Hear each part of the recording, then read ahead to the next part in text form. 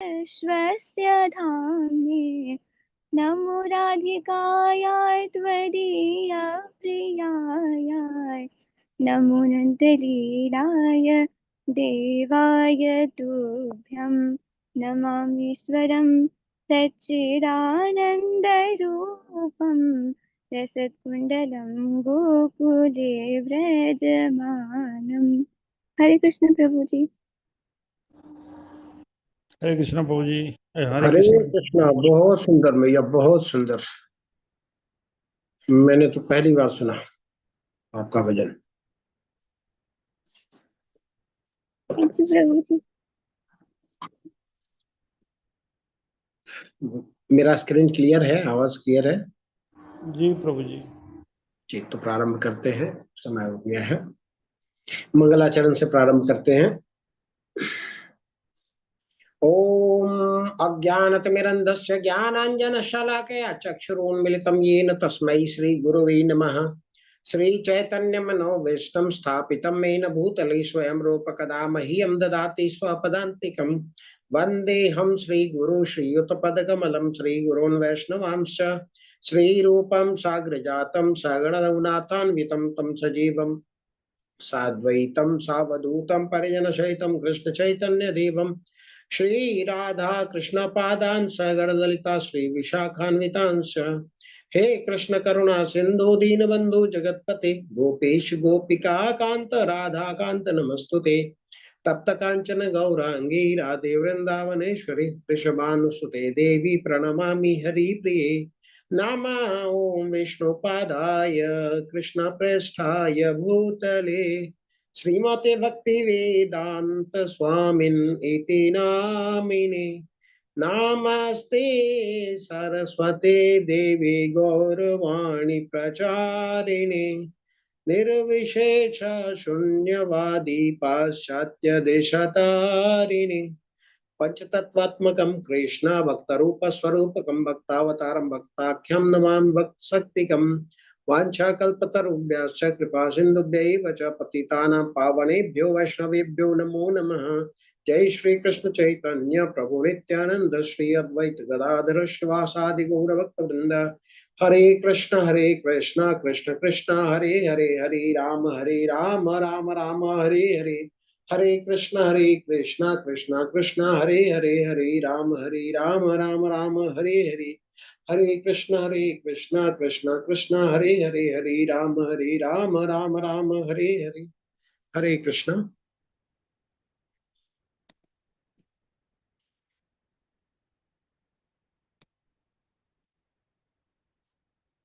हरे कृष्ण। भगवत गीता के 13वें अध्याय में आप सबों का स्वागत है।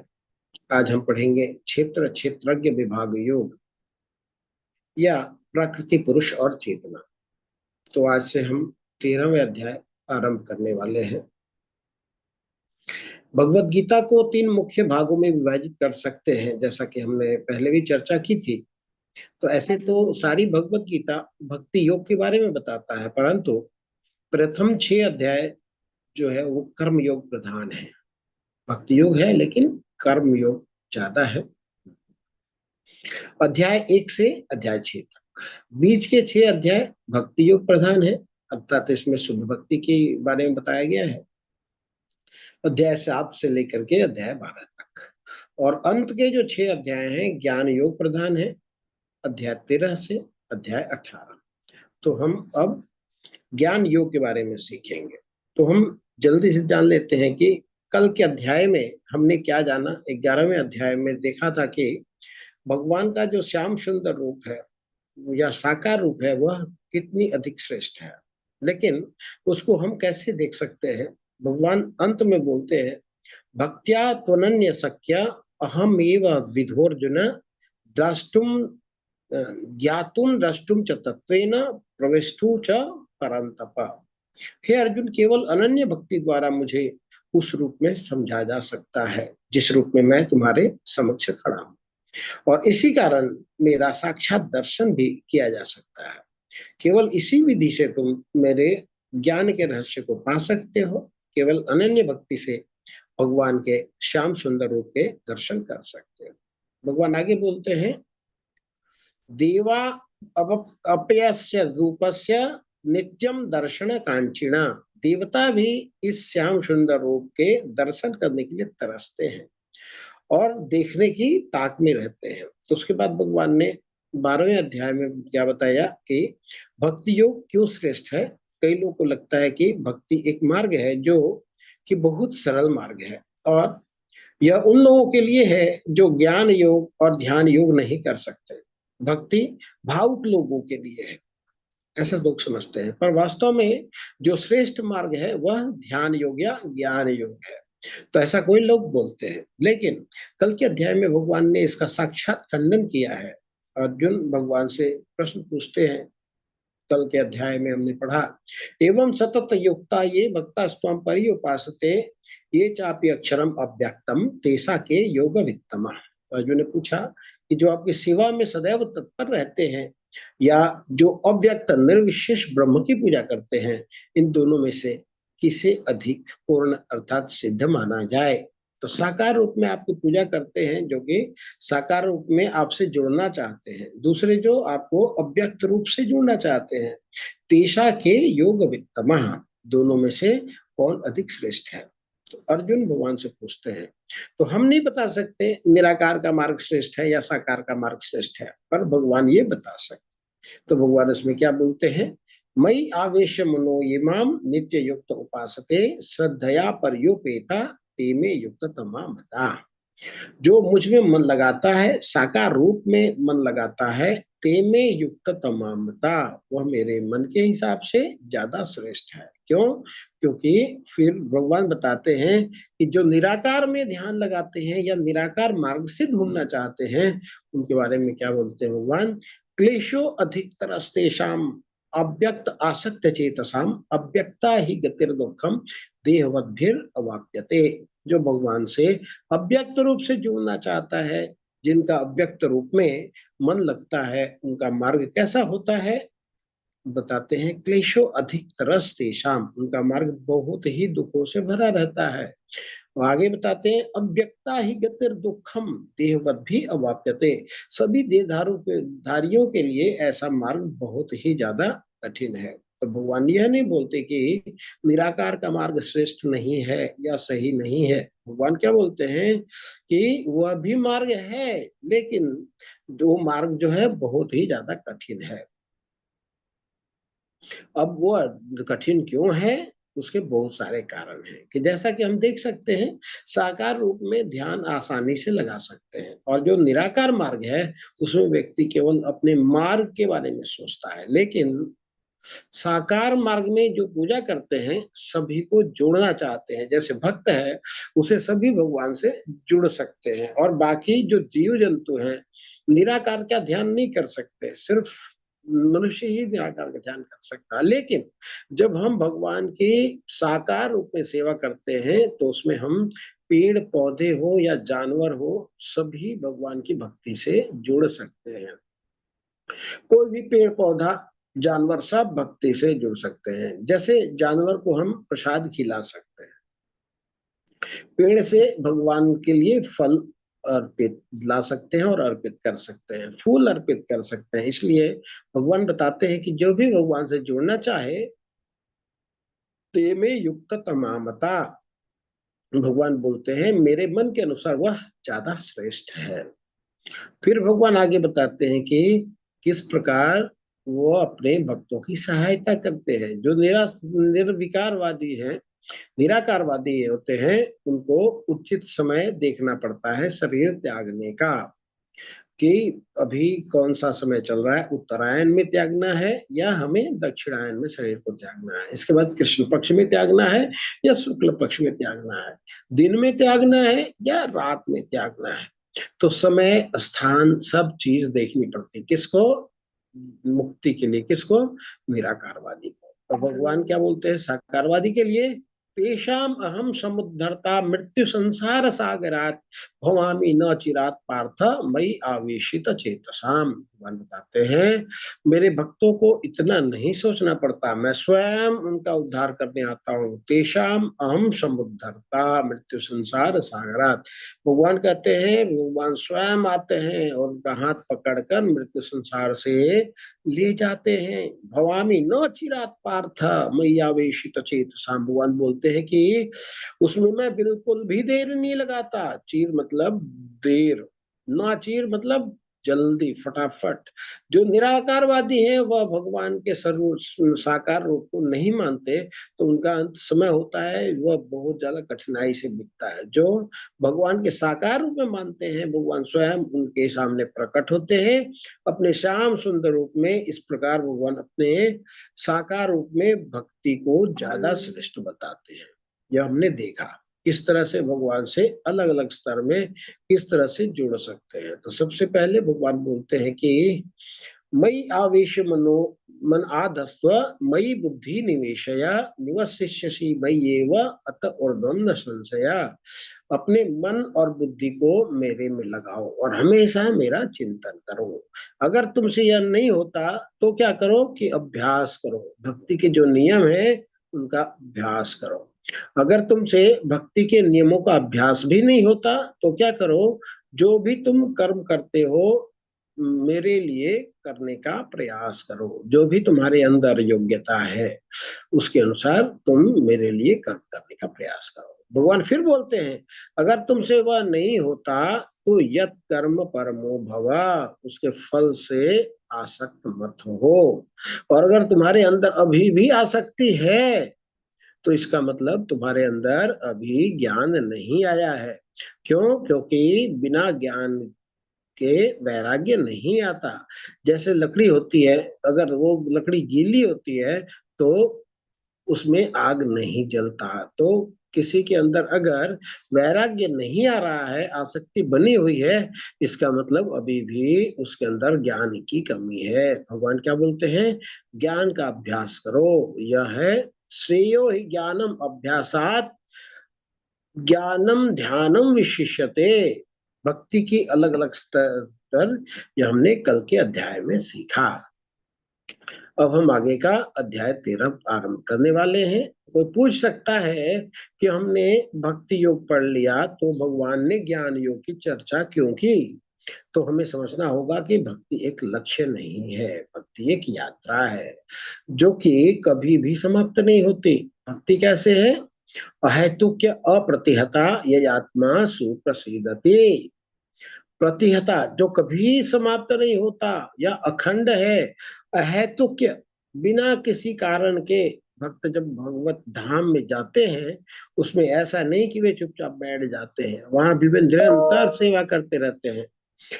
ब्रह्म संगीता में लिखा है लक्ष्मी सहस्त्र सत संभ्रमम सेव्यमानम गोविंदम आदि पुरुषम तम अहम भजामी। भगवान के धाम में भी भक्त भगवान की सेवा करते रहते हैं। सेवा लंबी पद्धति है, बहुत लंबी सफर पर जाते हैं। तो हमें पहले ही देखना होता है कि हमें क्या कि हम लंबा यात्रा कर रहे हैं तो हम ऐसा उपाय करें कि हमारा सामान चोरी ना हो जाए। बीच में सभी सुरक्षा के साथ घर से निकलते हैं। तो जब हम भक्ति करते हैं तो माया होती है, तो माया जो होती है वह क्या है? वह चोर का काम करती है, वो चोर होती है, वो भक्ति चुरा लेती है। तो हमें माया के बारे में पहले से ही ज्ञान होना चाहिए। अभी जो अध्याय हम आरंभ करने वाले हैं यहाँ हमें माया के 3 गुणों के बारे में बताएंगे। माया के 3 गुण क्या है, किस तरह वे हमें बांधते हैं, किस तरह हमें पता लगेगा कि हम माया में फंस चुके हैं, कौन से गुण में हम फंस चुके हैं और कैसे हम उसे बाहर निकल सकते हैं। जब तक हमें माया के गुण के बारे में पता नहीं लगेगा तब तक हम उसे नहीं निकाल सकते। जब तक हमें बीमारी के बारे में पता नहीं चलेगा तब तक हम उसका इलाज नहीं कर सकते। तो यह अध्याय है अभी बीमारी के बारे में बताएंगे और उसे किस प्रकार बाहर निकालना है वो अभी हमें बताएंगे। तो इसी के साथ हम आगे बढ़ते हैं।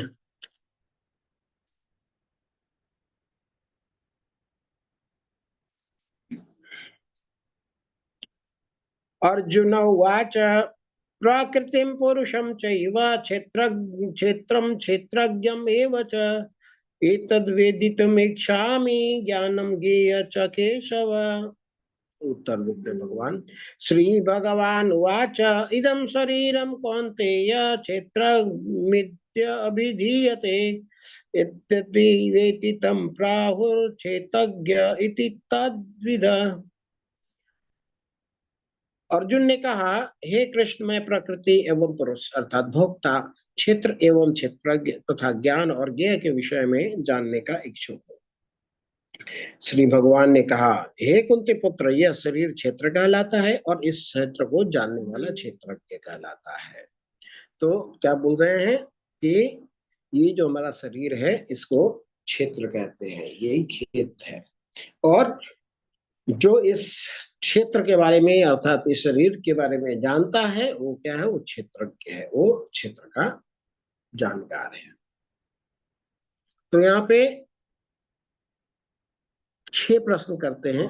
प्रकृति क्या है, पुरुष क्या है, क्षेत्र क्या है, क्षेत्रज्ञ क्या है, ज्ञान क्या है और ज्ञान का लक्ष्य क्या है। ये 6 प्रश्न पूछते हैं। तो भगवान 6 के उत्तर देते हैं। क्या है प्रकृति, क्या है, ये जो मटेरियल नेचर है उसको बोलते हैं प्रकृति। पुरुष क्या है, जो प्रकृति का आनंद लेता है उसको बोलते हैं पुरुष। क्षेत्र क्या है, ये जो शरीर है ये क्षेत्र है। क्षेत्रज्ञ क्या है, क्षेत्र के ज्ञाता, वो शरीर में आत्मा और सभी निकायों में जानता है, सुपर सोल के बारे में, परमात्मा के बारे में भी जानता है, उसको क्षेत्रज्ञ कहते हैं। ज्ञानम मतलब ज्ञान क्या है, क्षेत्र और क्षेत्रज्ञ को समझना ज्ञान कहलाता है। और ज्ञेयम कौन है, मतलब ज्ञान का लक्ष्य क्या है, परमात्मा जो हमारे हृदय में है वो ज्ञेय है। आगे बताते हैं, क्षेत्रज्ञं चापि मां वेत्ति सर्व क्षेत्रेषु भारत क्षेत्र क्षेत्रज्ञयोर्ज्ञानम यत् ज्ञानम मतम मम।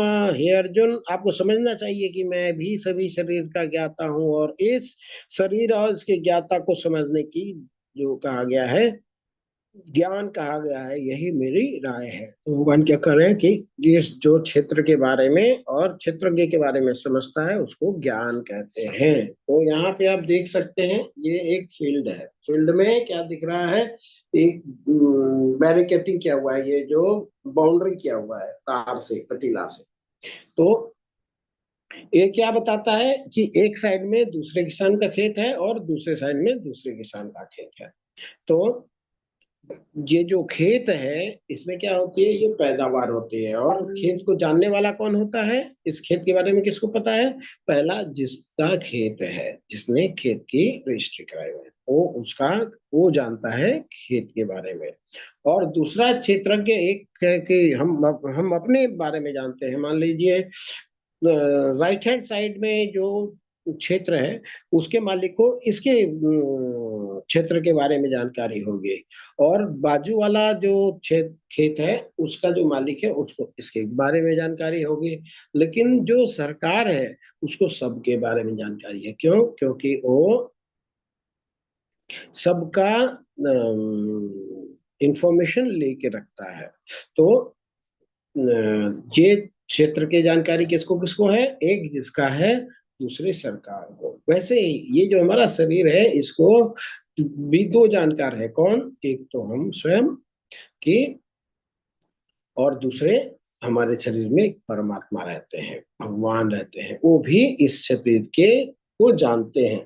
तो क्षेत्रज्ञ क्षेत्र हुआ हमारा शरीर, क्षेत्रज्ञ कौन हुआ, एक तो हुआ आत्मा, दूसरा हुआ परम आत्मा।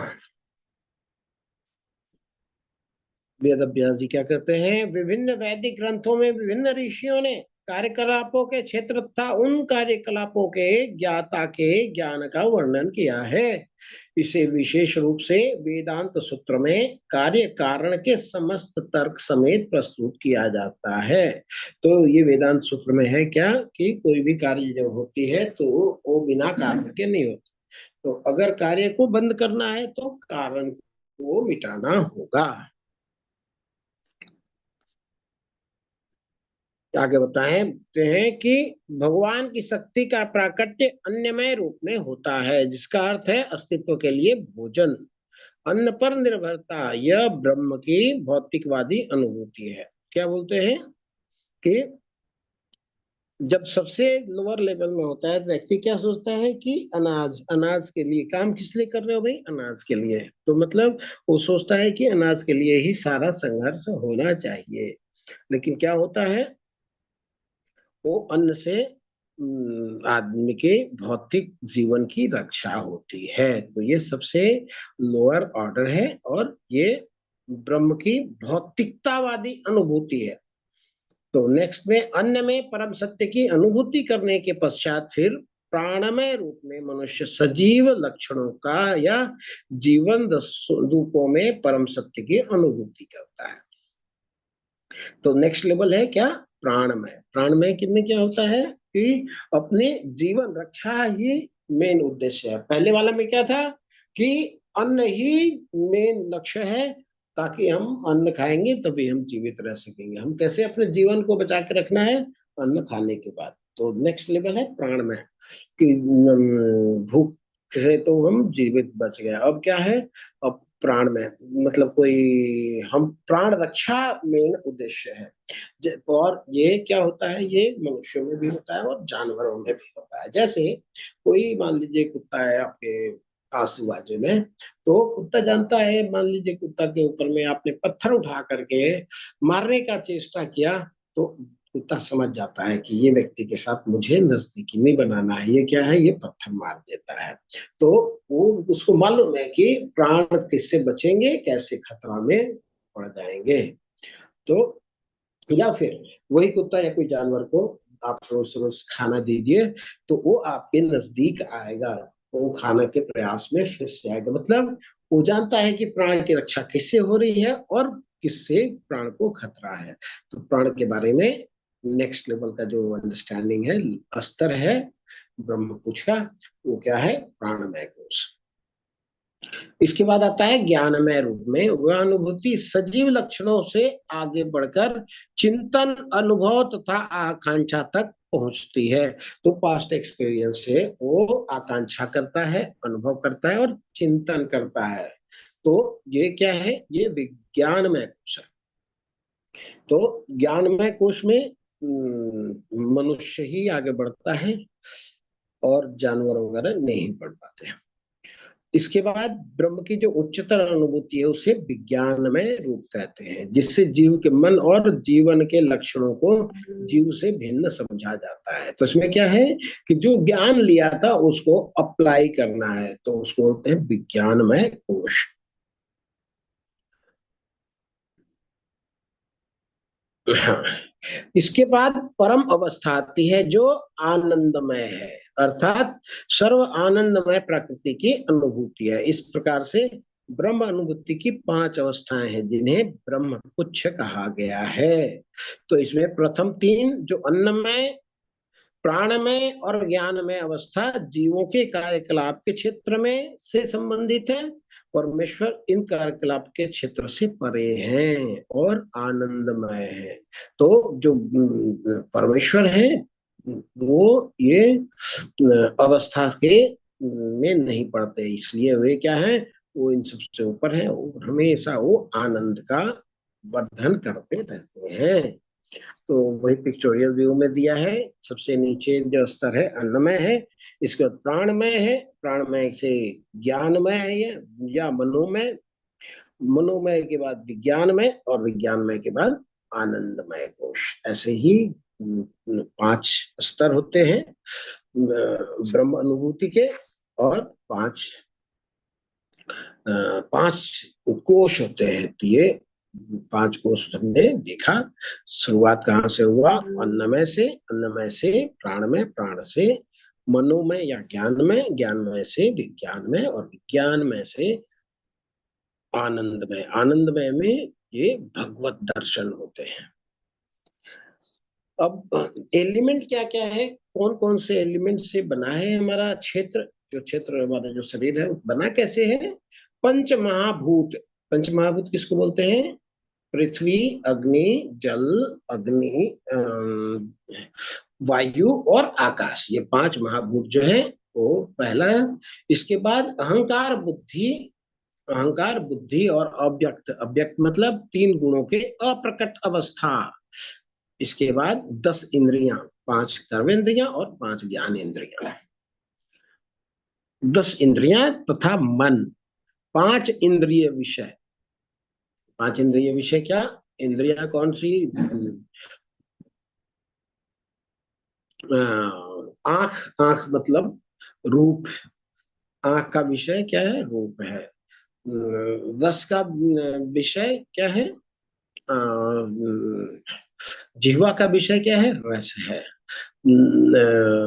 नथुनों का विषय क्या है? गंध है। ऐसे ऐसे 5 इंद्रिय विषय। इसके बाद इच्छा, द्वेष, सुख, दुख, संघात, जीवन के लक्षण तथा धैर्य, इन सबको संक्षेप में कर्म का क्षेत्र तथा उसकी अंतः क्रियाएं मतलब विकार कहा जाता है। ये सब मिलाकर के 24 एलिमेंट हुए। अब बताते हैं कि 8 से 12 में कि ज्ञान क्या है।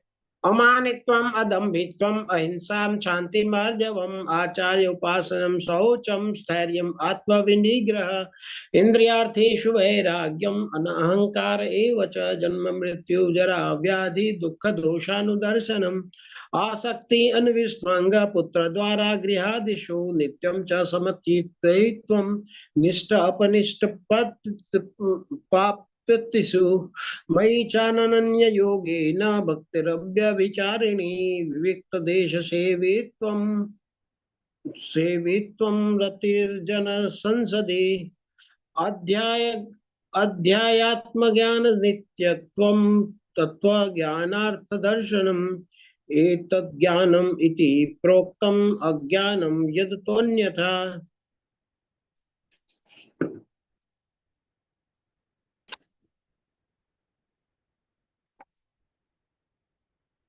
अब हम एक एक करके ज्ञान के इसको देखेंगे।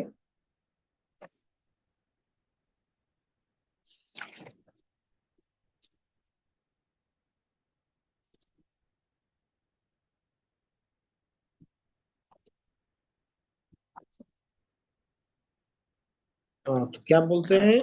विनम्रता, दंभहीनता, अहिंसा, सहिष्णुता, सरलता, प्रमाणिक गुरु के पास जाना, पवित्रता, स्थिरता, आत्मसंयम, इंद्रिय तृप्ति के विषय का परित्याग, अहंकार का अभाव, जन्म मृत्यु वृद्धावस्था तथा रोग के दोषों की अनुभूति, वैराग्य, संतान, स्त्री, घर तथा अन्य वस्तुओं की ममता से मुक्ति।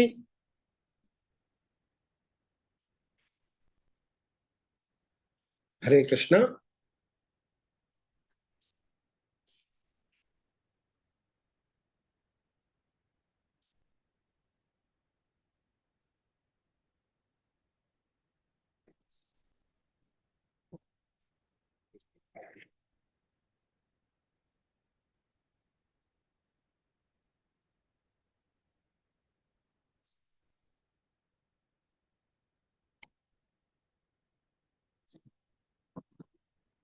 रिकॉर्डिंग हो रही प्रभु जी।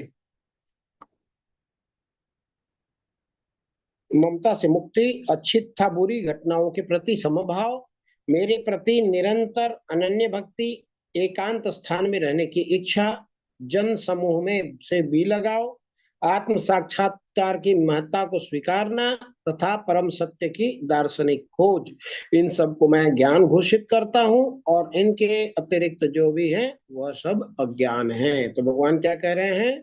इतने चीजों को, 20 तत्वों को भगवान ज्ञान कह रहे हैं। तो क्या बोल रहे हैं ज्ञान में? विनम्र, अमानित्वम, अमानित्वम मतलब विनम्रता। विनम्रता क्या बोलते हैं? सम्मान की अपेक्षा नहीं होना। तो हम भौतिक संसार में क्या करते हैं? हम जो कुछ भी करते हैं ज्यादातर काम हम दिखावा के लिए करते हैं, ताकि लोग कहें वाह ये तो बड़े अच्छे संभ्रांत लोग हैं और बहुत अच्छा करते हैं। हम भले ही हम करते हो ना करते हो, शो करते हैं कि हम बहुत अच्छे हैं। जैसे आपने कोरोना में भी देखा होगा, लोगों ने एक एक दो दो केले दिए लोगों को और खूब फोटो खींच करके सोशल मीडिया में वायरल किया। वो क्या है? वो है अपनी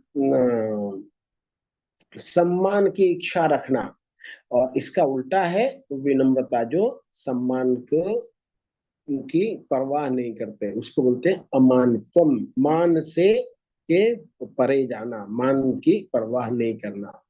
इसके बाद है अदम्भित्वम। अदम्भित्वम मतलब दंभहीनता। दंभ क्या होता है?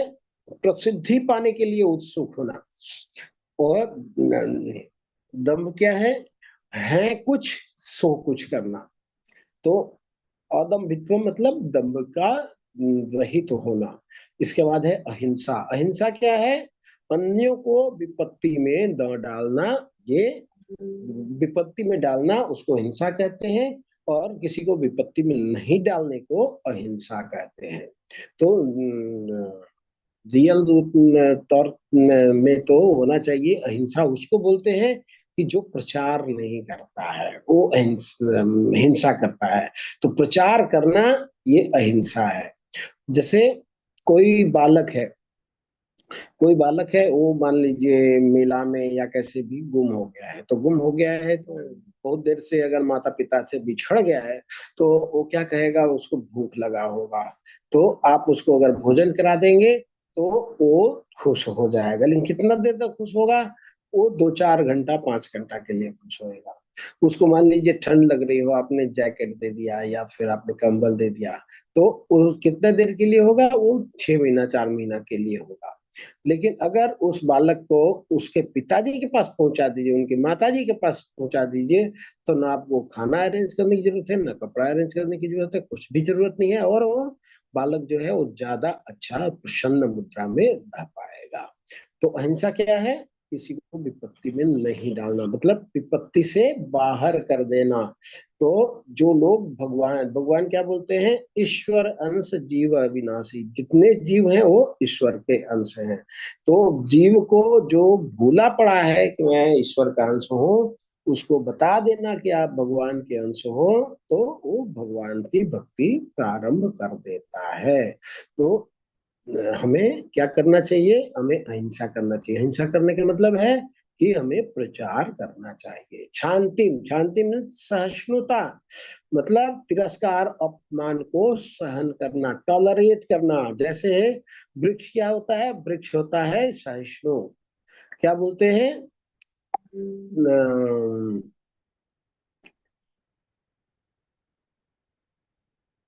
तृणादपि सुनीचेन सह तरोरपि सहिष्णुना। मतलब तृण से ज्यादा अपने को नीच मानना, और वृक्ष के जैसा सहिष्णु मानना। सहिष्णु मतलब वृक्ष को क्या होता है कि आते हैं लोग, उसके ऊपर पत्थर मारते हैं। पत्थर मारते हैं तो वृक्ष क्या करता है? पत्थर वापस करता है या फल वापस करता है? वो फल देता है। पत्थर सह लेता है, वो पत्थर का जवाब नहीं देता है, और वो बदले में फल देता है। तो कोई व्यक्ति कहे कि अब तो मुझे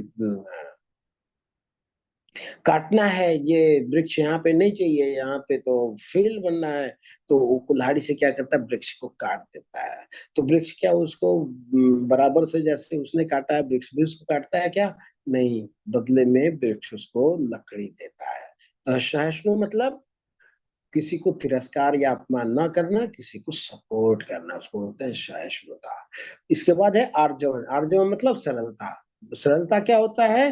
कि बिना किसी कूटनीति के स्पष्ट रूप से अपनी बात को बोलना, उसको बोलते हैं आर्जवम या फिर सरलता।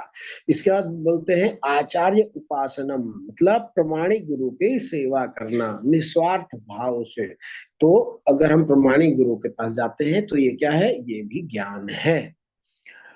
शौचम, शौचम मीन्स पवित्रता। पवित्रता मतलब जैसे ब्रश करते हैं दांतों की सफाई के लिए, इसके बाद आंख धोते हैं, इसके बाद स्नान करते हैं, इससे क्या होता है कि हमारा जो शरीर है, बाह्य शरीर है, वो स्वच्छ हो जाता है।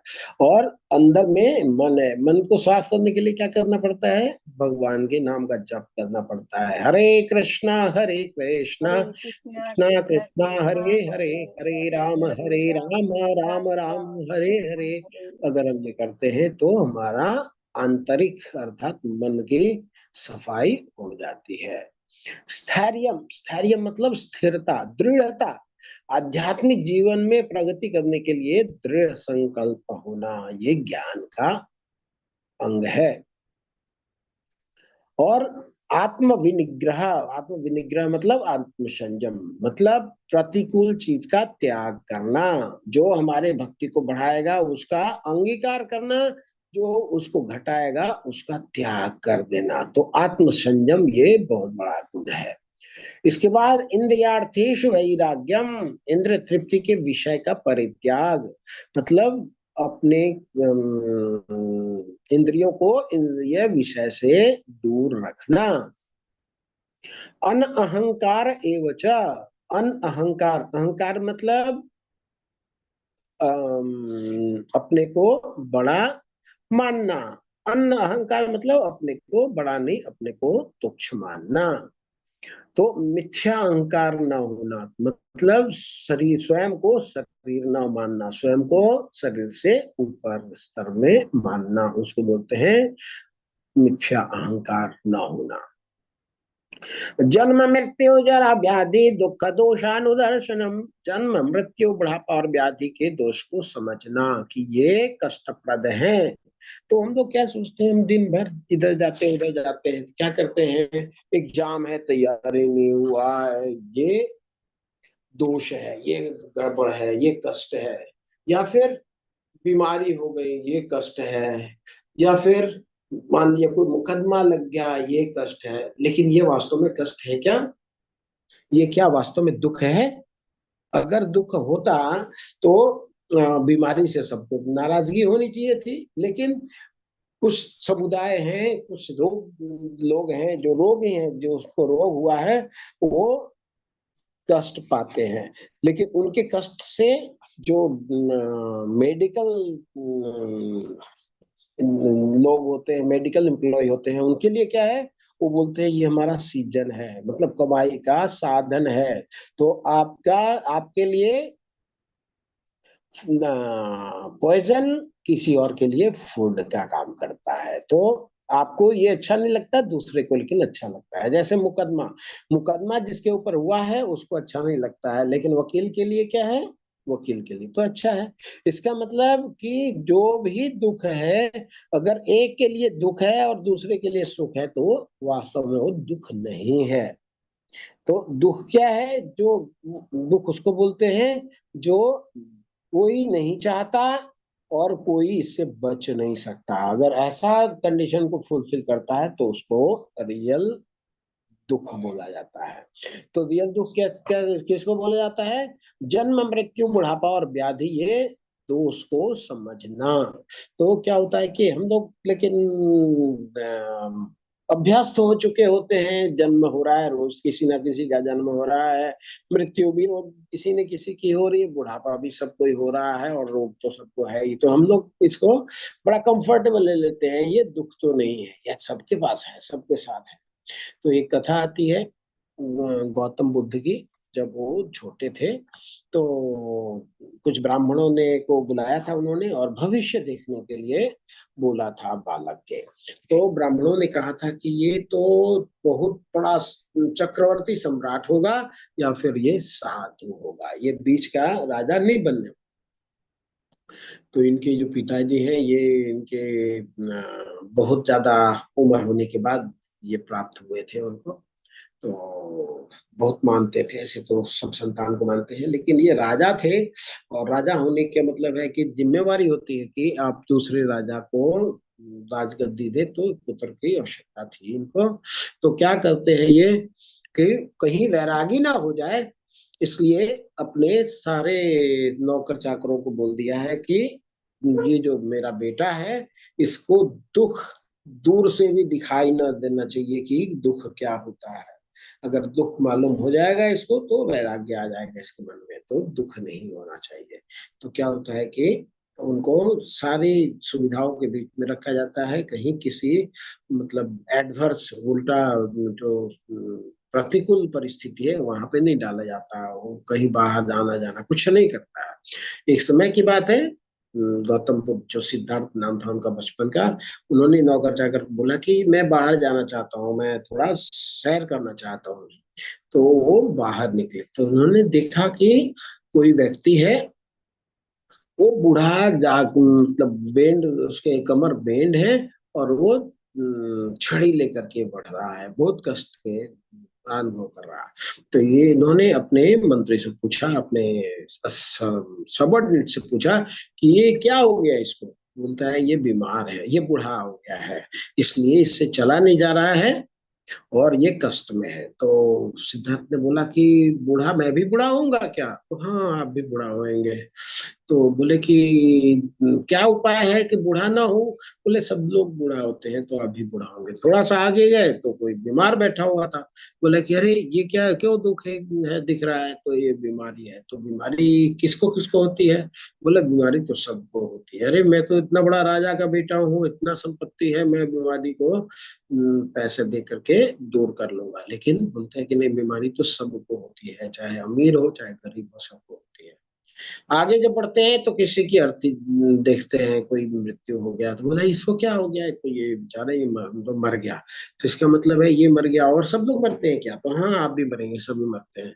तो बोला कि अरे ये तो बहुत बड़ा दिक्कत है, और कोई भी व्यक्ति इसमें से चारों को चाहता नहीं है।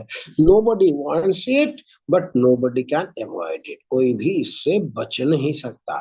तो जन्म, मृत्यु, बुढ़ापा और व्याधि को दोष समझना ज्ञान है।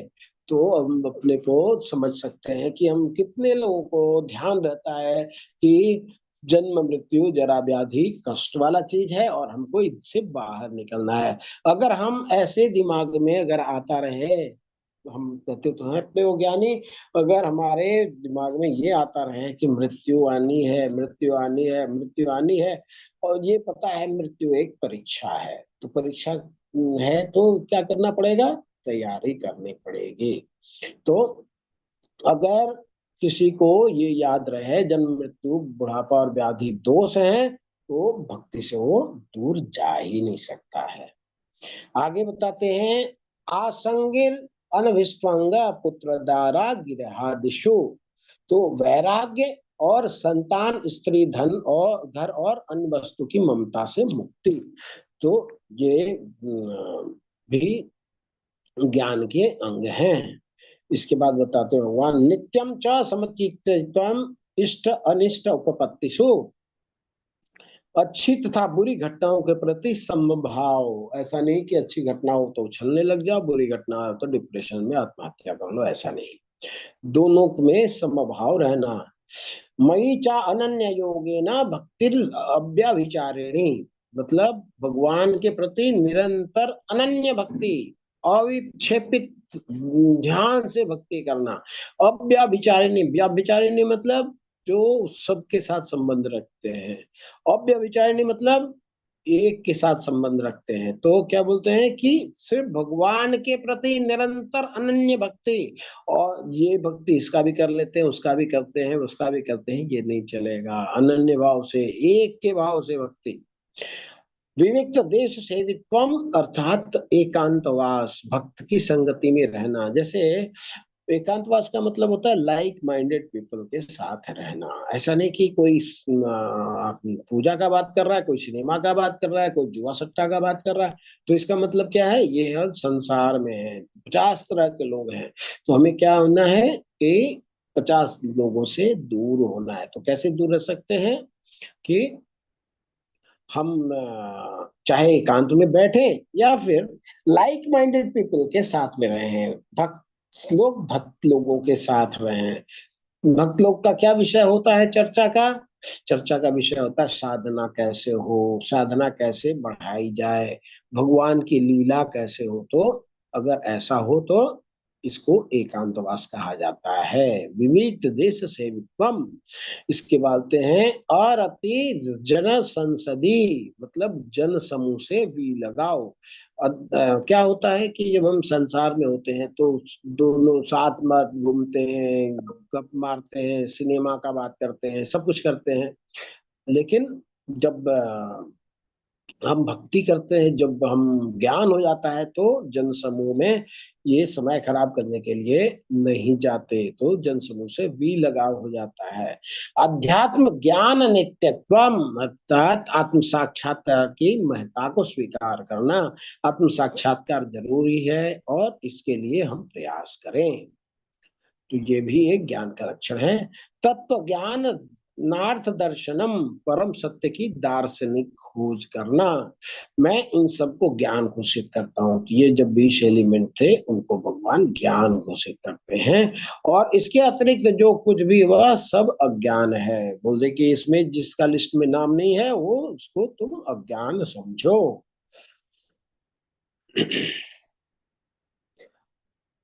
भगवान बोलते हैं अब मैं तुम्हें ज्ञेय के विषय में बतलाऊंगा, जिसे जानकर तुम नित्य ब्रह्म का आस्वादन कर सकोगे। यह ब्रह्म या आत्मा जो अनादि और मेरे अधीन है, इस भौतिक जगत के कार्यकरण से परे स्थित है। अब ज्ञेय के विषय में भगवान बताने वाले हैं। क्या बोलने वाले हैं? सर्वेन्द्र गुणाभास सर्वेन्द्रिय विवर्जित अशक्तम सर्वभूत्रेव निर्गुणम गुण भोक्तृ च। परमात्मा समस्त इंद्रियों के मूल स्रोत हैं, फिर भी वे इंद्रियों से रहित हैं। वे समस्त जीवों के पालन करता होकर भी अनासक्त हैं। वे प्रकृति के गुणों के परे हैं, फिर भी वे भौतिक प्रकृति के समस्त गुणों के स्वामी हैं। तो ये भगवान के बारे में बता रहा है कि भगवान क्या है? सारे इंद्रियों के मूल स्रोत है, मतलब भगवान से ही इंद्रियां निकली हैं। तो इंद्रियों क्या बोलते हैं? ऋषि। ऋषिकेण ऋषिकेश सेवनम भक्तिर उच्यते। इंद्रियों से इंद्रियों के स्वामी की आराधना को भक्ति कहा जाता है। ऋषिकेश मतलब भगवान कृष्ण, ऋषिकेण मतलब अपनी इंद्रियों से। तो वे इंद्रियों के मूल स्रोत हैं, लेकिन फिर भी इंद्रियों से रहित हैं, ये इंद्रियों के कंट्रोल में नहीं है। वे समस्त जीवों के पालन करता भी होकर के अनासक्त हैं, सबका पालन करते हैं लेकिन आसक्त किसी के साथ में नहीं है। वे प्रकृति के गुण के परे हैं, फिर भी वे भौतिक प्रकृति के समस्त गुण के स्वामी भी हैं।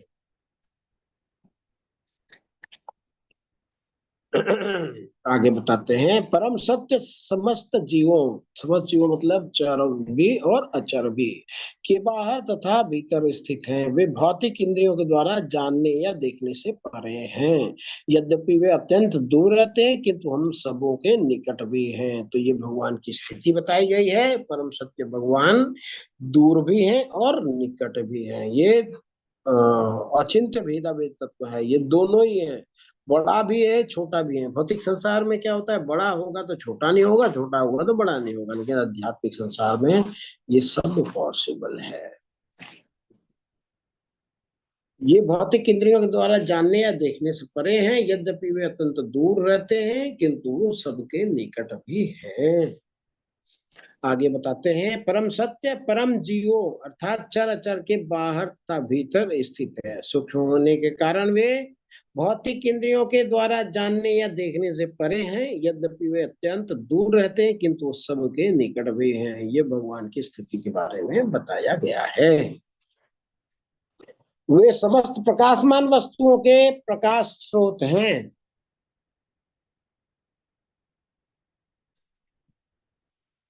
वे समस्त प्रकाशमान वस्तुओं के प्रकाश स्रोत हैं। वे भौतिक अंधकार से परे और अगोचर हैं। वे ज्ञान हैं, ज्ञेय हैं और ज्ञान के लक्ष्य वे सबके हृदय में स्थित है। किसके बारे में बोल रहा है? परमात्मा के बारे में, भगवान के बारे में। वो क्या बोल रहे हैं? भगवान जो है प्रकाशमान वस्तु के प्रकाश स्रोत हैं। जो भी प्रकाशमान वस्तु होती है उसमें प्रकाश कहाँ से आ रहा है? वो भगवान के रोशनी से आ रहा है। और भौतिक अंधकार से परे और अगोचर हैं। वे जो ऐसा है वो ज्ञान, ज्ञेय और ज्ञान के लक्ष्य, ये उनके हृदय में स्थिर हो जाते हैं। इसके बाद क्या बोलते हैं भगवान, इस प्रकार मैंने कर्म क्षेत्र अर्थात शरीर, ज्ञान तथा ज्ञेय का संक्षेप में वर्णन किया है। इसे केवल मेरे भक्त ही पूरी तरह समझ सकते हैं और इस तरह मेरे स्वभाव को प्राप्त होते हैं। तो हमें ये देखना होगा कि भगवान भक्त को पूरी तरह समझ सकते हैं और इस तरह भगवान के स्वभाव को भक्त प्राप्त कर सकते हैं। तो चित्र में देख रहे हैं कि एक आत्मा है और एक परमात्मा है। परमात्मा चाहते हैं कि आत्मा उनकी तरफ टर्न करे, लेकिन आत्मा अपने मस्ती में लगी हुई है और ये उसको प्रयास करते हैं, देते हैं। तो प्रकृति और जीव को अनादि समझना चाहिए और उनके विकार तथा गुण प्रकृति जन्य हैं। तो प्रकृति जो है, प्रकृति क्या है, ये इन्वायरमेंट जिसमें हम रहते हैं, और जो जीव है दोनों ही शाश्वत है, अनादि है, इनका कहीं आदि नहीं, कभी इनका जन्म नहीं हुआ, ये हमेशा से ही हैं और हमेशा ही रहेंगे। और उनके विकार और गुण जो है वो प्रकृति जन्य हैं। गुण मतलब वो प्रकृति के 3 गुण के बारे में बता रहे हैं। कार्य कारण कर्तृत्व हेतु प्रकृतिम रोचते, पुरुषम सुख दुखानां भोक्तृत्व हेतु रुच्यते। प्रकृति समस्त भौतिक कारण तथा कार्य अर्थात परिणामों के हेतु कही जाती है। मतलब कार्य और कारण का सिद्धांत बता रहे हैं, कॉज एंड इफेक्ट का एनालिसिस दे रहे हैं। और जीव इस संसार में विभिन्न सुख दुख के भोग के कारण कहा जाता है। तो आप देख सकते हैं ये जो मनुष्य है उसकी इच्छा क्या है, खाते रहने की है, खाते रहने की है। बाजू में देख सकते हैं राइट हैंड साइड में वो व्यक्ति खाए जा रहा है, खाए जा रहा है, खाए जा रहा है, खाए जा रहा है, मतलब उसकी इच्छा साली खाने की है, खाने की है, खाने की है। लेकिन वो बेचारा मानव शरीर में बहुत ज्यादा खा नहीं सकता। क्यों नहीं खा सकता? क्योंकि मानव शरीर में जो मुंह का बनावट है उसको मुंह तक पहुंचाने के लिए हाथ का जरूरत है, और हाथ हो सकता है मुंह ना थके लेकिन हाथ देते देते थक सकता है। और इस व्यक्ति की इच्छा है और खाने की, बहुत ज्यादा खाने की और खाने की। तो मानव शरीर में पेट भी बहुत बड़ा नहीं है, तो इसलिए ये जो खाने खाने खाने खाने की जो हैबिट है, ये जो इच्छा है, ये पूर्ति बेचारा मानव शरीर में नहीं कर सकता। तो इसको, इसकी इच्छा को देखते हुए भगवान इसको दूसरा शरीर देने वाले हैं। वो शरीर क्या होगा? वो पिग का शरीर होगा, सुअर का शरीर होगा। सुअर का क्या है, उसका हाथ भी इस्तेमाल नहीं करना खाने के लिए, और हाथ का जो एक्सरसाइज था वो खत्म हो गया। और इसका मुंह भी कैसे डिजाइन किया है भगवान ने, मुंह एकदम नुकीला बनाए हैं कि उसके जो वस्तु उसको खाना है वो खाने के लिए वो अंदर तक घुस सकता है, कीचड़ के अंदर अंदर तक भी वो जा सकता है। तो ये जब उसके मन की इच्छा है तो भगवान ने उसके लिए उसके मन के मुताबिक उसको शरीर प्रदान कर रहे हैं। ये आप देख सकते हैं कि जैसे जैसे जैसे जैसे ये अपनी प्रवृत्ति में और प्रौढ़ होते रहता है, होते रहता है, होते रहता है, तो शरीर डेवलप अकॉर्डिंगली हो जाता है। आगे बताते हैं, प्राकृत पुरुषा प्राकृतिस्थो ही भुंक्ते प्राकृतिन्यान गुणान कारणम गुण संगोष्य सद असत योनि जन्मसु। इस प्रकार जीव प्रकृति के 3 गुण का भोग करता हुआ प्रकृति में ही जीवन बिताता है। यह उस प्रकृति के साथ उसकी संगति के कारण है। इस तरह उसे उत्तम और अधम योनियां मिलती रहती हैं। तो यहाँ पे आप देख सकते हैं सबसे नीचे एक्वेटिक्स है, जल में रहने वाले, इसके बाद जल और स्थल में रहने वाले, इसके बाद स्थल में रहने वाले, इसके बाद फिर क्या बोलते हैं पक्षी छोटे मोटे, इसके ऊपर में जाकर के जानवर, जानवर के ऊपर में मनुष्य। तो ये इतनी योनियां हैं, किस लिए? ये जीव प्रकृति के तीनों गुणों का भोग करता है। तो जिस प्रकृति के भोग आप ज्यादा करते हैं उसके वही आपके दिमाग में रहता है, और अंत समय में वही दिमाग में रख करके आपकी अगर मृत्यु होगी फिर आप वैसे ही जन्म ले लेंगे। तो जिस प्रकार जीव प्रकृति के तीनों गुणों का भोग करता है वह प्रकृति में जीवन बिताता है, या उस प्रकृति के साथ उसकी संगति के कारण है। इस तरह उसे उत्तम और अधम योनियां मिलती रहती हैं। तो वो कभी ऊपर के लोक में जाएगा अच्छी कर्म किए होंगे तो, या फिर बुरे कर्म किए होंगे तो नीचे की ओर आएगा। यही ऐसे ही ऊपर नीचे का खेल चलता रहता है। फिर आगे बताते हैं भगवान, उपद्रष्टानुमंता च भर्ता भोक्ता महेश्वरम परमात्मेति चाप्युक्तम देहेस्मिन् पुरुषः परम। तो भी शरीर में एक दिव्य भोक्ता है। कौन? वह भगवान है, ईश्वर है, परम स्वामी है, और साक्षी तथा अनुमति देने वालों के रूप में विद्यमान है, और जो परमात्मा कहलाते हैं। भगवान अपने बारे में बताते हैं। आगे बोलते हैं, जो व्यक्ति प्रकृति जीव और प्रकृति के गुणों के अंतः क्रियाओं से संबंधित इस विचारधारा को समझ लेता है उसे मुक्ति की प्राप्ति सुनिश्चित है। तो ये क्या है? सुखदेव गोस्वामी से राजा परीक्षित, जिनको एक सप्ताह में मृत्यु होना था, वो आकर के भगवत की कथा सुन रहे हैं। तो जो व्यक्ति प्रकृति जीव और प्रकृति के गुण के अंतः क्रिया से संबंधित इस विचारधारा को समझ लेता है उसे मुक्ति की प्राप्ति सुनिश्चित है। तो उसकी वर्तमान स्थिति चाहे जैसी भी हो, यहाँ पर उसका पुनर्जन्म नहीं होगा। कुछ लोग परमात्मा को ध्यान के द्वारा अपने भीतर देखते हैं, तो दूसरे लोग ज्ञान के अनुशीलन द्वारा, और कुछ ऐसे हैं जो निष्काम कर्म योग के द्वारा देखते हैं। तो भगवान को देखने के अलग अलग लेवल हैं। तो कुछ ज्ञान के अनुशीलन द्वारा देखते हैं, कोई ध्यान में देखते हैं, कोई निष्काम कर्म योग के द्वारा देखते हैं, भगवान की सेवा के द्वारा भगवान को देखते हैं। ऐसे भी लोग हैं जो यद्यपि आध्यात्मिक ज्ञान से अवगत नहीं होते, पर अन्यों से परम पुरुष के विषय में सुनकर उनकी पूजा करने लग जाते हैं। तो हो सकता है उनको जानकारी ना हो, ज्ञान ना हो, लेकिन दो देखते हैं किसी का और देख करके सेवा में लग जाते हैं। तो ये लोग भी प्रामाणिक पुरुषों के द्वारा श्रवण करने की मनोवृत्ति होने के कारण जन्म और मृत्यु पथ को पार कर जाते हैं। तो जब हम आध्यात्मिक ज्ञान प्राप्त करते हैं, आध्यात्मिक कार्य करने लग जाते हैं, तो हम जन्म मृत्यु के पथ से बाहर स्वतः ही निकल जाते हैं। तो हे भरतवंशियों में श्रेष्ठ, यह जान लो कि चर और अचर जो भी तुम्हें अस्तित्व में दिख रहा है वह कर्म क्षेत्र या क्षेत्र के ज्ञाता का संयोग मात्र है। तो चाहे जो बड़े बड़े रिसर्च होते हैं वो भी क्या होता है, वो जो काम करता है वो उसी के द्वारा किया जाता है। तो जो भी तुम्हें अस्तित्व में दिख रहा हो, चाहे चर हो चाहे अचर हो, वह कर्म क्षेत्र था क्षेत्र के ज्ञाता का संयोग मात्र है। वो कर्म क्षेत्र है, कर्म।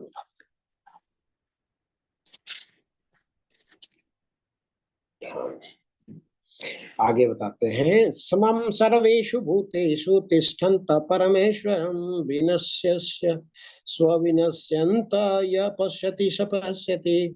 जो परमात्मा को समस्त शरीरों में आत्मा के साथ देखता है, और जो यह समझता है कि यह नश्वर शरीर के भीतर न तो आत्मा न तो परमात्मा कभी भी विनष्ट होता है, वही वास्तव में देखता है। तो बताते हैं कि क्या, देखिए जितने भी जानवर हैं, पशु है, पक्षी है, सबके अंदर हृदय देश में, चाहे मनुष्य है, हरिदास ठाकुर जी है वहां पे, तो सबके मन में भगवान की एक स्फुलिंग है, और वो क्या है, वो कभी विनष्ट नहीं होता। यह पश्यति स पश्यति। जो व्यक्ति परमात्मा को सर्वत्र तथा प्रत्येक जीव में समान रूप से वर्तमान देखता है, वो अपने मन के द्वारा अपने आप को भ्रष्ट नहीं करता। इस प्रकार वह दिव्य गंतव्य को प्राप्त होता है। तो हम देख सकते हैं, जब चैतन्य महाप्रभु झारखंड से क्रॉस कर रहे थे तो वो नाच रहे थे, तो उनके निश्चल प्रेम को देख करके वहां के उपलब्ध जो भी जानवर थे वो अपनी मैत्री, अपनी ईर्ष्या को छोड़ करके भगवान के ईर्ष्या भाव छोड़ करके भगवान की सेवा में लग जाते हैं। तो जो यह देखता है कि सारे कार्य शरीर द्वारा संपन्न किए जाते हैं और उसकी उत्पत्ति प्रकृति से हुई है, तो जो देखता है कि आत्मा कुछ भी नहीं करता, वही यथार्थ में देखता है। तो बोल देख रहा है कि जो आत्मा है वो कुछ नहीं करता, वो किससे कराता है? वो इंद्रियों से कराता है और चीजों से कराता है। लेकिन जो स्वयं इसमें विचलित नहीं होता, वो आत्मा का स्थान है। और जो ये जान जाता है वही यथार्थ रूप में, मतलब वही सब कुछ जानने वाला होता है। यद्यपि आकाश सर्वव्यापी है, किंतु अपनी सूक्ष्म प्रकृति के कारण किसी वस्तु से लिप्त नहीं होता। इसी तरह ब्रह्म दृष्टि में स्थित आत्मा शरीर में स्थित रहते हुए भी शरीर से लिप्त नहीं होता।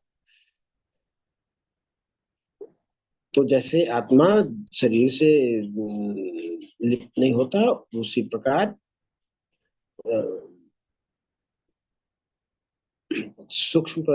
ये आकाश सर्वव्यापी है, किंतु अपनी सूक्ष्म प्रकृति के कारण किसी वस्तु से लिप्त नहीं होता। उसी प्रकार ब्रह्म दृष्टि से स्थित आत्मा शरीर में स्थित रहते हुए भी शरीर से लिप्त नहीं होता। वो अपना आइडेंटिटी शरीर से अलग करके रखता है। हे भरत पुत्र, जिस प्रकार सूर्य अकेले ही सारे ब्रह्मांड को प्रकाशित करता है, उसी प्रकार शरीर के भीतर स्थित एक आत्मा सारे शरीर को चेतना से प्रकाशित करती है। तो सूर्य का कैसे पता लगेगा सूर्य है? वो उनकी रोशनी से। वैसे ही आत्मा शरीर में है, कैसे पता लगेगा? उसके तेज से, उसकी चेतना से वो प्रकाशित करता है, उससे पता लगेगा कि आत्मा का वहां पे स्थिरता है। तो जो लोग ज्ञान के चक्षुओं से शरीर और शरीर की ज्ञाता के अंतर को समझ लेते हैं, अंतर को देखते हैं और भव बंधन से मुक्ति की विधि को भी जानते हैं, उन्हें परम लक्ष्य प्राप्त होता है। तो इस 13वें अध्याय का तात्पर्य यही है कि मनुष्य को शरीर, शरीर के स्वामी परमात्मा के अंतर को समझना चाहिए। उसे श्लोक 8 से 12 तक वर्णित मुक्ति की विधि की ओर जानना चाहिए, तभी वह परम गति को प्राप्त होता सकता है। श्रद्धालु को चाहिए कि सर्वप्रथम वह ईश्वर का श्रवण करने के लिए सत्संग करे और धीरे धीरे प्रबुद्ध बने। यदि गुरु स्वीकार कर लिया जाए तो पदार्थ और आत्मा के अंतर को समझा जा सकता है और वही अग्रिम आत्म साक्षात्कार के लिए शुभारंभ बन जाता है। गुरु अनेक प्रकार के उपदेशों से अपने शिष्यों को देहात्म बुद्धि से मुक्त होने की शिक्षा देते हैं। उदाहरणार्थ भगवत गीता में कृष्ण अर्जुन को भौतिक बातों से मुक्त होने के लिए शिक्षा देते हैं।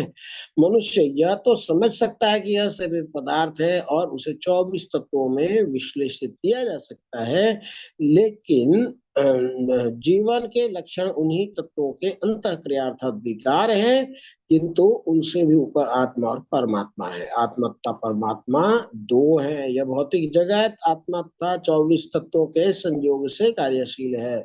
मनुष्य को चाहिए कि गुरु की सहायता से इस अध्याय को भली भांति समझ ले। अब अध्याय का सारांश देख लेते हैं। अर्जुन 6 प्रश्न करता है। इदं वेदितुम इच्छामि। क्या क्या प्रश्न पूछता है?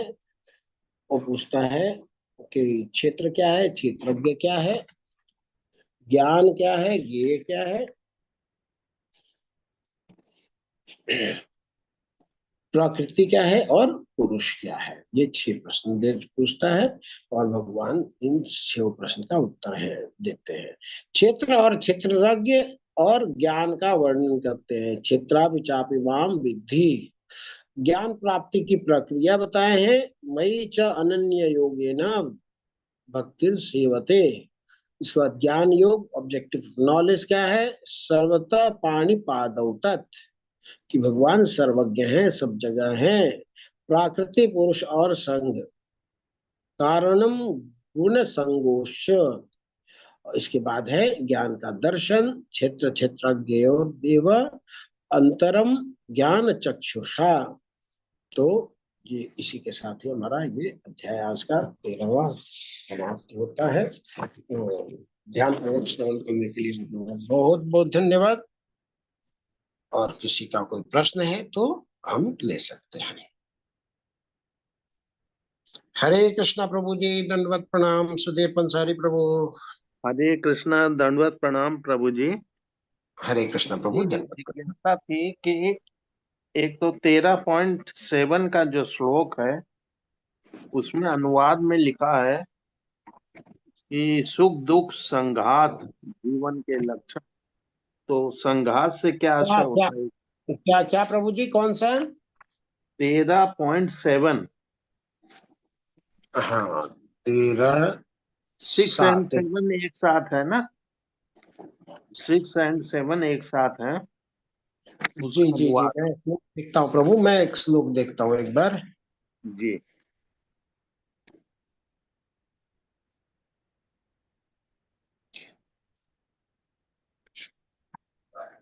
जिसमें 24 तत्व बताए गए। मैं श्लोक निकाल देता हूँ प्रभु।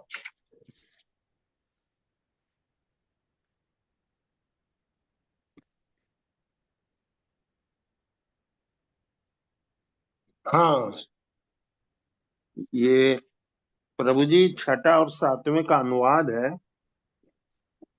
पंच महाभूत अहंकार बुद्धि अव्यक्त तीनों गुणों की अप्रकट अवस्था, दसों इंद्रियां तथा मन, पांच हाँ, इंद्रिय ये विषय। 24 तत्वों के बारे में इसमें बता रहे हैं प्रभु जी। इसमें एक वर्ड प्रभु जी संघात लिखा हुआ है। संघात अ, का क्या?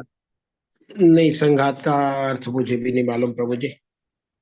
और एक गुरु जी इसमें ये पूछना था कि महर तत्व नहीं समझा है। महर तत्व किसको कहते हैं? इंद्रिय जान गए, ज्ञानेन्द्रिय, कर्मेंद्रिय, इंद्रिय विषय, मन बुद्धि अहंकार। तो ये महर तत्व थोड़ा सा कृपया करके बताइए प्रभु जी।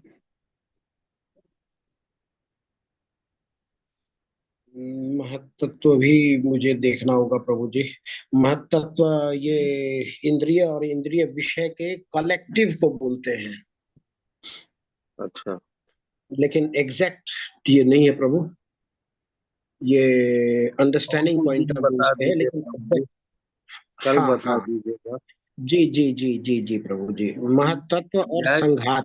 जैसे और चीजें समझ में आई कि शरीर क्या है, शरीर को मतलब क्षेत्र कहते हैं, क्षेत्रज्ञ मतलब शरीर को जानने वाला क्षेत्रज्ञ हो गया है ना। हाँ जी जी जी जी जी, दो तरह शरीर के क्षेत्रज्ञ हैं, शरीर हम को। आत्मा और परमात्मा। परमात्मा सबके बारे में जानता है, हम केवल जी अपने शरीर के बारे में ही जान पाते हैं, है ना। जी जी जी जी जी जी। ये जो तो क्षेत्रज्ञ, ये भगवान ये बता रहे हैं कि क्षेत्र के बारे में जानना मतलब शरीर के बारे में जानना। और हाँ वो क्षेत्रज्ञ तो समझ मतलब आ जो गया था। शरीरी है, जिसका शरीर है उसको जानना।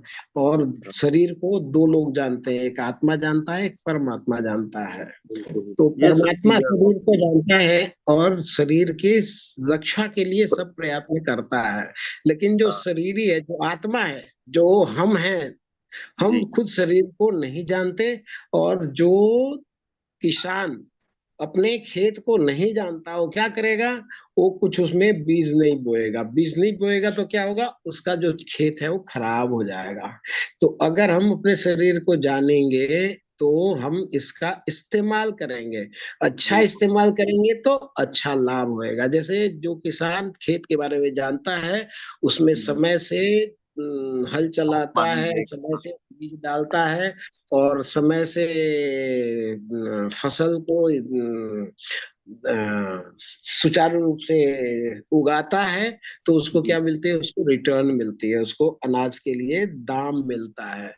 वैसे इस शरीर को हम अगर इस्तेमाल करना जान जाएंगे, ये हम भक्ति में लगाएंगे, तो इसी शरीर से इस भौतिक जो भव सागर है उससे हम बाहर निकल जाएंगे।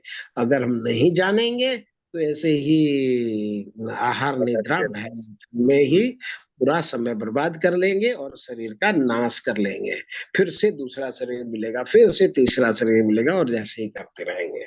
तो भगवान इसलिए हमें बताना चाह रहे हैं कि शरीर को समझो और शरीर का बेस्ट यूटिलाइज करो। बहुत सुंदर प्रभु। धन्यवाद प्रभु। बहुत बहुत धन्यवाद प्रभु जी।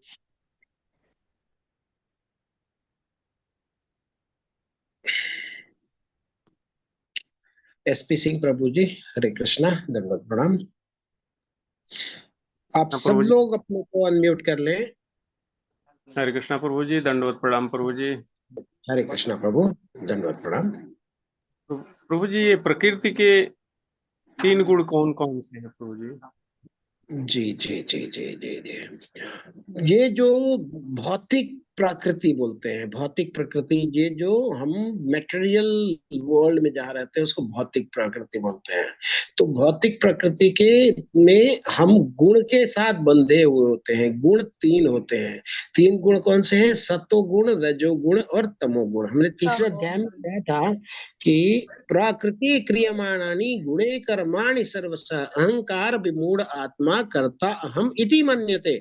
मतलब हम अगर मान लीजिए कुछ करते हैं ना, मान लीजिए फैक्ट्री, 4 फैक्ट्री बना ली, तो हमको क्या लगता है कि ये तो मैंने बनाया, लेकिन हम नहीं बनाया। वास्तव में बनाया किसने? वो गुण ने बनाया। गुण ने कैसे बनाया? हमारे अंदर रजोगुण की प्रबलता है। रजोगुण में क्या होता है? आदमी, उसको इच्छा होती है, उसको चाह होती है, मोह होता है। मैं ये चीज प्राप्त करूं, मैं बड़ा गाड़ी प्राप्त करूं, मैं फैक्ट्री अपना एक स्टार्ट कर पाऊं, एक हो गया अब दूसरा कर पाऊं। उसके लिए वो 12-12 घंटा, 18-18 घंटा काम करता है। क्यों? उसकी वो पैशन है, वो रजोगुण में है। तो हम जिस गुण में होते हैं, 3 तरह के गुण होते हैं, रजोगुण, तमोगुण और सत्वगुण। अगर हम तमोगुण होते हैं तो उसमें क्या होता है? आलस्य होती है, निद्रा होती है। क्या करते हैं?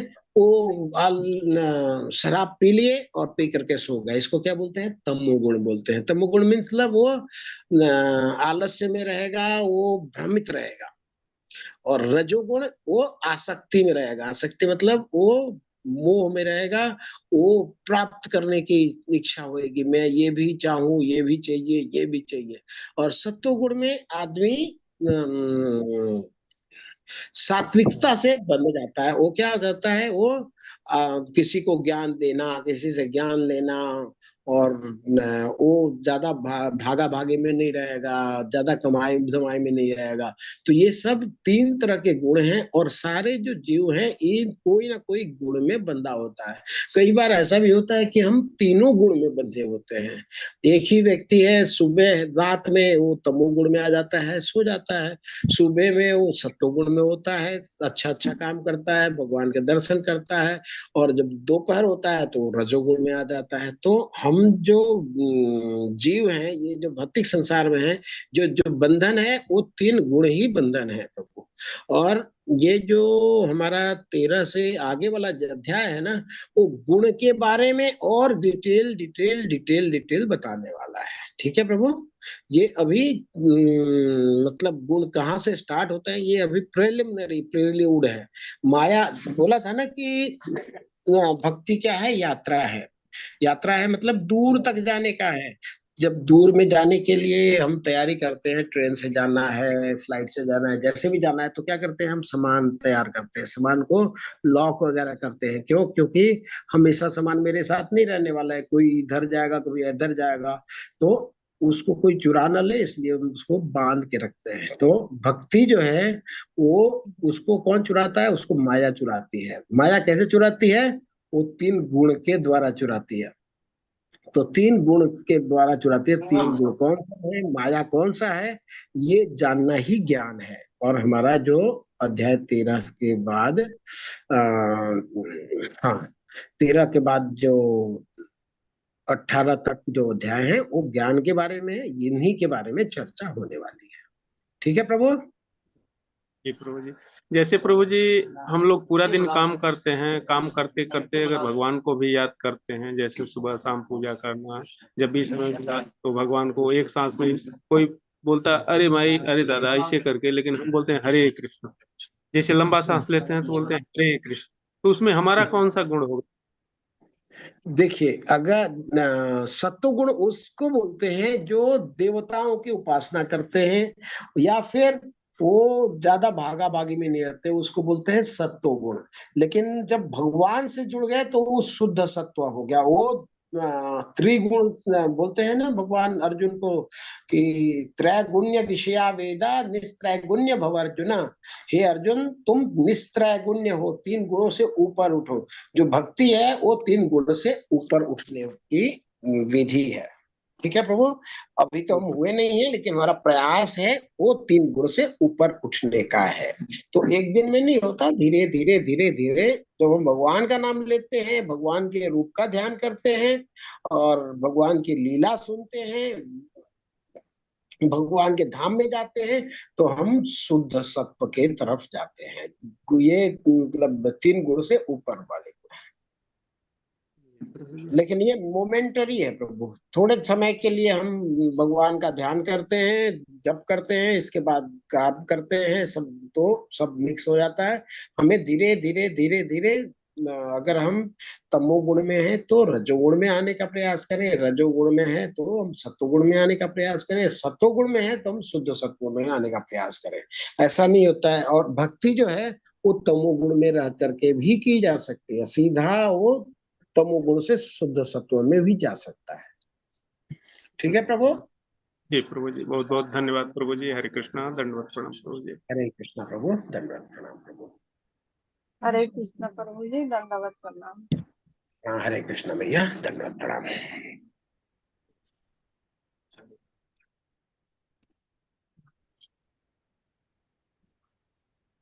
कोई प्रश्न है माता?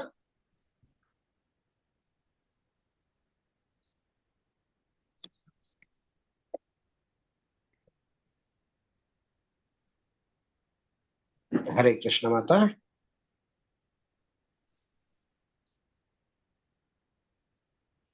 और किसी का कोई प्रश्न?